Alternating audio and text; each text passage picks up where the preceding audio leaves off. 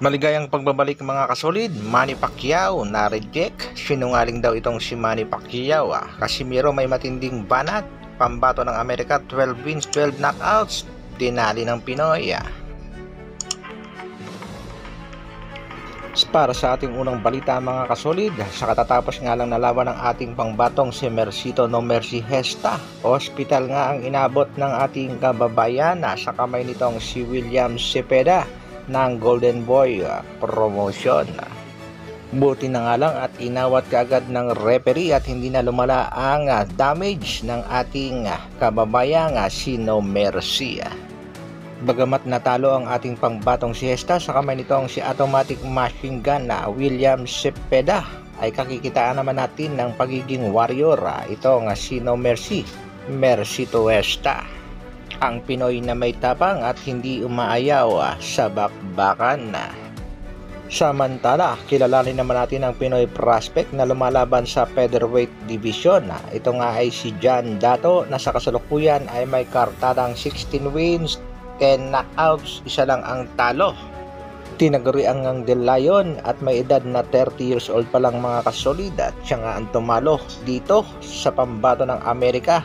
Knockout artist na may kartadang 12 wins, 12 knockouts, meron ng isang talo ng kanyang nakalaban. Hindi nga naman basta-basta ang makipagbakbakan sa isang boksingerong may kartadang 12 wins, 12 knockouts, kaya naman masasabi natin magaling din at may tibay itong ating pangbatong si John Dato na kung saan ay tinalo nga niya itong Amerikano via unanimous decision. Kaya abangan pa natin mga kasolid ang mga susunod na laban nitong si Del Lion. Sa kabilang balita naman mga kasolid, Manny Pacquiao, pambansang kamao, umaasa ngang makakwalify siya sa 2024 Olympics. Excited na nga daw itong si Manny Pacquiao at talaga daw pangarap niyang makakuha ng gold medal sa Olympic. Sa pag-amin nga nitong si Pacman ay dati na daw siyang na-reject sa pagsali sa Philippine team dahil hindi raw siya marunong lumaban, kaya pinatunayan itong si Manny Pacquiao ang pagiging isang boksingero. Samantala pambansang kamao Manny Pacquiao, pinaratangan nga nitong si Eric Morales na ito daw ay isang sinungaling. Ito nga daw pagsisinungaling ni Pacquiao ay nangyari sa second fight nila mga kasolid na kung saan nahirapan nga daw talaga itong si Eric Morales na kuhanin ang timbang. 130 pounds division sila naglaban sa ikalawang pagkakataon na kung saan naubusan nga daw siya ng gasolina. Ayon daw kay Pacquiao ay hanggang 130 pounds division lang siya aakyat pero umakyat nga hanggang 154. Kaya naman sinasabi niyang sinungaling itong si Manny Pacquiao. Demonster ng Japan na Naoya Inoue naglabas nga ng sparring kontra sa isang Pinoy. Yan nga ay prior at paghahanda sa nalalapit niyang laban kontra sa ating pangbatong si Marlon The Nightmare Tapales.